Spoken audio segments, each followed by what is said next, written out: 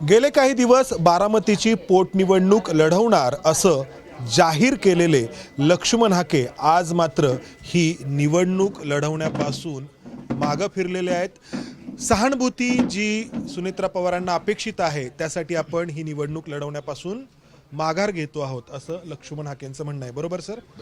मात्र ज्या पद्धतीनं हा निर्णय त्यांनी घेतलेला आहे तर दत्तात्रय भरणे राष्ट्रवादीचे नेते राज्याचे मंत्री इथं आले आणि त्यांनी लक्ष्मण हाके यांच्यासोबत चर्चा केली आणि त्यानंतर त्यांनी ही निवडणूक न लढवण्याचा निर्णय घेतला। सुनेत्रा पवारांना तर सहानुभूती अजितदादांच्या अपघाती मृत्यूपासूनच आहे। मग विषय तुमच्या या सगळ्या क्रोनॉलॉजीला आहे। आधी तुम्ही जाहीर करणं आणि मग राष्ट्रवादीच्या नेत्यांनी तुमची समजूत घालणं याबद्दल प्रश्न उपस्थित होत आहेत।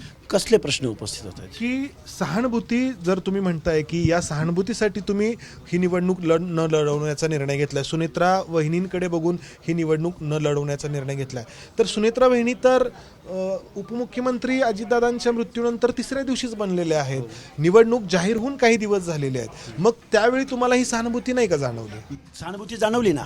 मग सहानुभूती आहे म्हणून निवडणूक होतच आहे ना। बरोबर। निवडणुकीला पक्षांनी आता उमेदवार पण दिलेलेच आहेत ना। म्हणजे निवडणुकीला इथली व्यवस्था, इथली सिस्टीम लोकशाहीची सामोरीच जाते ना। मला जर माझं मत परिवर्तन होत असेल किंवा आमच्या माझ्या मागण्या मांडत असताना आम्हाला जी स्पेस आहे, आमच्या प्रश्नांकडे लक्ष वेधून घेण्याचा प्रयत्न केला किंवा त्यांची रिक्वेस्ट आली आणि त्याला जर आम्ही येस बाबा महाराष्ट्राच्या महिला उपमुख्यमंत्री आहेत, आपली लढाई तर चालूच आहे, आपण एक डेलिगेशन, आपण एक संधी द्यायला काय हरकत आहे? मला त्याच्याबद्दल काहीच आक्षेप नाही आहे, त्याबद्दल म्हणायचं नाही। मला ही जी काही प्रक्रिया आहे की सुनेत्रा बहिणींना सहानुभूती तर अजितदादांच्या अपघाती मृत्यूच्या दिवसापासून आहे। त्या उपमुख्यमंत्री बनल्यात। मी पुन्हा तेच म्हणतोय, निवडणूक कार्यक्रम जाहीर झालाय, त्यानंतर तुम्ही तुमची उमेदवारी जाहीर करता आहात आणि आता मागा घेत आहात। मग जेव्हा तुम्ही जाहीर केली होती तुमची उमेदवारी त्यावेळी तुम्हाला जाणवलं नाही की सुनेत्रा बहिणींना सहानुभूती आहे म्हणून? हे बघा, सहानुभूती आहे का तर आहे, तर निवडणुका होणार का तर होणार, विरोधी पक्ष उमेदवार देतात का तर देतात, भाजपनं तर अशा सहानुभूतीच्या ह्याच्यात उमेदवार देऊन निवडून सुद्धा आणलेले आहेत। ही प्रोसेस आहे, ही प्रोसेस कुणालाही टळलेली नाही। पण या सगळ्या प्रोसेसकडं लक्ष्मण हाके काय म्हणून पाहतो? एक आंदोलक म्हणून पाहतो। हे सरकार आल्यानंतर मी एवढ्या आक्रमकपणे आमच्या ओबीसींचे प्रश्न मांडतोय, आमच्या चळवळीचे प्रश्न मांडतोय किंवा महाज्योतीचे प्रश्न मांडतोय, आम्हाला सकारात्मक प्रतिसाद भेटतच नाही ना। मुद्दा तुमची सहानुभूती आधी तुम्हाला न जाणवणं आणि आत्ता जाणवणं, असं काय झालं की तुम्ही दत्तात्रय भरणेंची मनधरणी मान्य केली? नाही, असं काय झालं मी सांगितलं ना माझ्या प्रेसमध्ये की राज्यसत्तेमध्ये निर्णयाच्या अंतिम स्टेजवर असलेल्या व्यक्तीचा जर कॉल येत असेल, आपण कोणाचा कॉल आला? सीएमचा आलाय, डेप्युटी सीएमचा आलाय, एकनाथरावजी शिंदेंचा आलाय, उदयजी सामंत साहेबांचा आलाय, दत्तात्रय भरणे मामांचा आलाय, धनंजय मुंडे साहेबांचा आलाय, सगळ्यांनी कॉल केलेले आहेत। नाही, यालाच तुमच्या विश्वासार्हतेशी जोडून बघितलं जात आहे की या नेत्यांनी फोन केले की तुम्ही माघार घेणं, यालाच जे आहे ते पत्रकार जे आहेत विषय तुम्ही म्हणताय, मी तेच सांगतोय तुम्हाला की तुम्ही आधी निवडणूक लढवणार असं जाहीर करणं, त्यावेळी पण सुनेत्रा पवारांना सहानुभूती आहे, मात्र तुम्ही त्या सहानुभूतीचा त्यावेळी विचार न करणं, ह्या सगळ्या नेत्यांनी फोन केल्यानंतर तुम्ही म्हणणं की तुम्ही माझ्या क्लासच्या मी जी मुवमेंट लढतोय त्या मुवमेंटच्या प्रश्नाकडे महाराष्ट्रातल्या राजसत्तेमधल्या लोकांचं लक्ष वेधून घेणं ही चूक वाटते का हो तुम्हाला? मी त्याच्या नाही, अजिबात चूक नाहीये। मी तुम्हाला काय म्हणतोय, या नेत्यांनी फोन केल्यानंतर तुम्ही माघार हा तुम्ही प्रश्न विचारला, मी यासाठी विचारतोय। विश्वासार्हता हा शब्द यासाठी वापरला की सुनेत्रा वहिनींना सहानुभूती तर अजितदादांच्या अपघाती मृत्यूच्या क्षणापासून आहे। ह्या नेत्यांनी फोन केल्यानंतर का तुम्हाला वाटतं की सहानुभूती आपण जी आहे ती द्यायला पाहिजे सुनेत्रा वहिनींना? राजसत्तेमध्ये निर्णय कोण घेतं? अंतिम सरकारमधले नेते घेतात। मग त्यांच्यावर विश्वास नाही टाकला पाहिजे? नाही, ऐका ना, मी तुमच्याबद्दल म्हणतोय, ते तर ते करतायतच। तुम्हाला असं का वाटतं की मग त्यावेळी का नाही वाटलं की हेच नेते आपला प्रश्न सोडवू शकतील म्हणून? आणि तोच विषय आहे की ह्या नेत्यांनी फोन केल्यानंतर तुम्ही का माघार घेतली? आधी तुम्हाला का नाही वाटलं की यांना सहानुभूती? बरं, मी हे राजसत्तेमधले निर्णायक पोझिशनचे नेते आहेत म्हणून मी यांची नावं घेतली। अनेक लोकांचे कॉल असे आहेत त्यांची मी नावं घेतली नाहीत। त्याचं कारण काय आहे? कारण डिसिजन मेकिंगमध्ये ते आहेत आणि ही लोक कॉमन मॅन आहेत। मग तुम्हाला आंदोलक कसं म्हणायचं? तुम्ही जर डिसिजन मेकिंग मधल्या नेत्यांचा ऐकत मग विश्वास, आपण एखादं आंदोलन, एखादा प्रश्न तुमच्यासमोर मांडल्यानंतर त्याला आपण वेळ देणार की नाही देणार? 8-15 दिवसाचा नाही, काही वर्षांचा हा जो लढा आहे, सामाजिक लढा, तो काही वर्षांचा आहे। तो असा 8-15 दिवसांचा किंवा एखाद्या पोटनिवडणुकीपुरता नाहीये। हाके साहेब, तुम्ही खूप काळापासून लढतात. माझं म्हणणं काय आहे, तुमच्या आंदोलक म्हणून भूमिका एक, आणि आता या नेत्यांच्या फोन नंतर तुम्ही माघार घेणं. पत्रकार तुम्हाला मगासपासून जे सातत्याने विचारतायत ते यासाठीच विचारतायत की या नेत्यांनी तुमच्याशी बोलणं आणि तुम्ही माघार घेणं, हा जो काही प्रकार आहे त्याबद्दल. अरे हे बघा, मी काय बोललो तुम्हाला, ह्या सगळ्या नेत्यांचे कॉल आले, पण मला जो अंतिम जो कॉल होता की जो माझ्यासाठी संवेदनशील होता ते महाराष्ट्राच्या महिला उपमुख्यमंत्र्यांचा होता.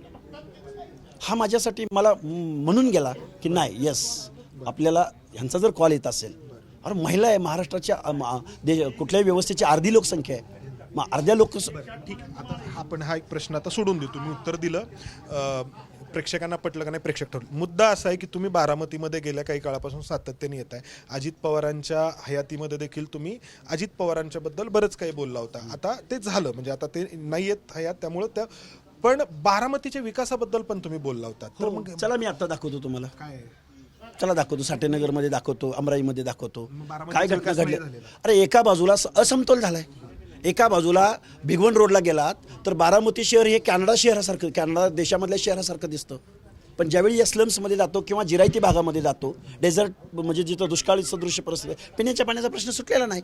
ही आहेच ना समस्या, तेही मान्य करतील, मग त्यावर बोलू नये, आवाज उठू नये. नाही, म्हणून तर तुम्ही आता जेव्हा फिरत होतात, ही निवडणूक लढवणार असं लोकांना गेल्या काही दिवसांपासून सांगत होता, तुम्हाला प्रतिसाद मिळत होता ना? प्रतिसाद होताच आहेच, तो विषय नाही. मग का नाही माघार घेतली तुम्ही? मग माघार हे बघा, एक बाजूला एवढं सगळं प्रतिसाद, प्रश्न, समस्या, जिरायती भागाचे प्रश्न आहेत, बागायतीचे प्रश्न आहेत, ऊस उत्पादकाचे प्रश्न, सगळे प्रश्न आहेत, तरीही आपली व्यवस्था ही सहानुभूती, दुःखद निधन, अपघाती निधन, ही जी एक भावनिक किनार आहे, ही किनार या सगळ्या गोष्टीवर मात करून जातं. तुम्ही ज्या वंचितांचे प्रश्न घेऊन लढतात असं तुम्ही म्हणता, त्यांचे प्रश्न सुटलेत का?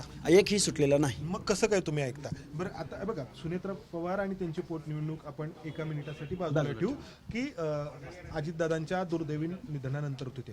मुद्दा आहे ओबीसींच्या म्हणजे जनगणनेचा, म्हणजे जातनिहाय जनगणनेचा. त्याच्यानंतर ज्या काही योजना आहेत त्या तुम्ही लोकसभेच्या वेळी पण एक भूमिका घेतली होती ना? तुम्ही म्हटलं की विधानसभेच्या वेळी घेतली होती, तुम्ही म्हटलं की अमुकनी एक भूमिका घेतली म्हणून मी. आपण मग हे असं आहे ना की त्यांना एकाने भूमिका घ्यायला लावणं आणि मग तुम्ही पण एक भूमिका घेणं, ते कुणाच तरी राजकीय पथ्यावरती बघा, मी एक प्रश्न ऐका मी एक सत्ताधाऱ्यांना तुम्ही हे जे काही प्रश्न आहेत जातीय जनगणनेची मागणी आहे ना, ते का पाळत नाही? हे बघा, एक वर्षभरापासून किंवा हे सत्तेवर आल्यापासून मला वाटतं एक 60% बाईट्स या मी सत्ताधाऱ्यांवर बोललोय.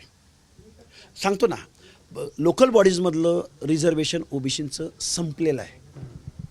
बजेटरी तरतूद, आता या प्रेसमध्ये तुम्ही प्रश्न विचारायच्या अगोदरही मी या कालच्या बजेटवर मी प्रश्न विचारलाय की हाके साहेब, मीडियाला बाईट देणं हा एक भाग झाला आणि प्रत्यक्षात भूमिका घ्यायची वेळ येणं, त्यावेळी सुटत नाहीत प्रश्न, मान्यच आहे ना, पण त्याच्याही पलीकडे जाऊन 2 पावलं पुढे जाऊन जास्तीत जास्त लोकांचं एक संवेदनशीलतेची जी एक भावनिक किनार आहे, एक महिला उपमुख्यमंत्री म्हणून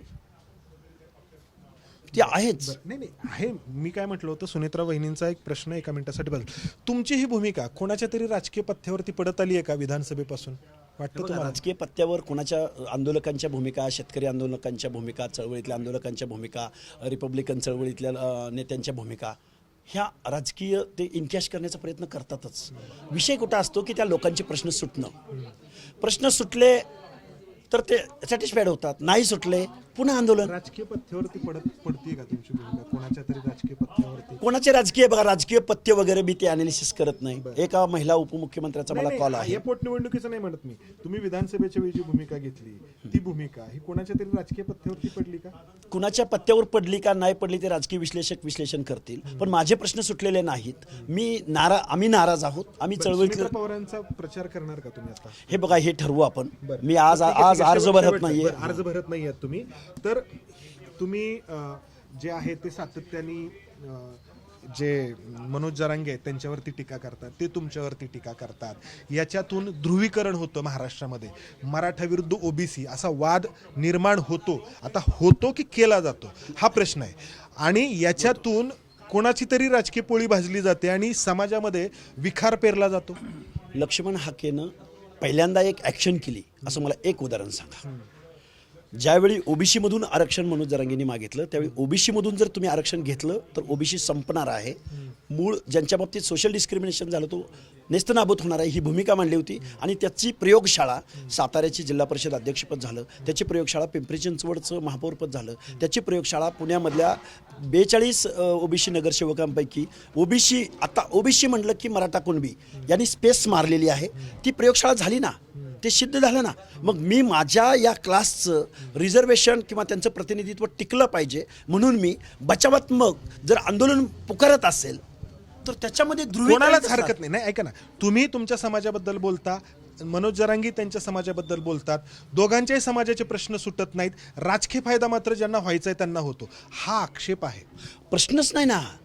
पुढारी किंवा राज्यकर्ती लोक ह्या आंदोलकांचे प्रश्न जर त्यांनी एकत्रित बसून तुमचं काय म्हणणं आहे, तुमचं काय म्हणणं आहे आणि तज्ज्ञ मंडळींचं काय म्हणणं आहे, म्हणजे लिगल ॲस्पेक्ट काय आहे त्याला, याच्यावर जर खरं जर राज्यकर्त्या लोकांनी बोलले असते तर हे वादच निर्माण झाले नसते. हाके साहेब, तुमच्यातला विद्रोही थोडासा शांत होत चाललाय का?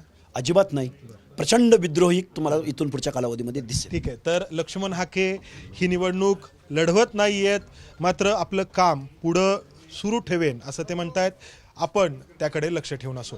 कॅमेरामन अमोल गवाळे, मंदार गुंजारी, एबीपी माझा, बारामती. एबीपी माझा, उघडा डोळे बघा नीट.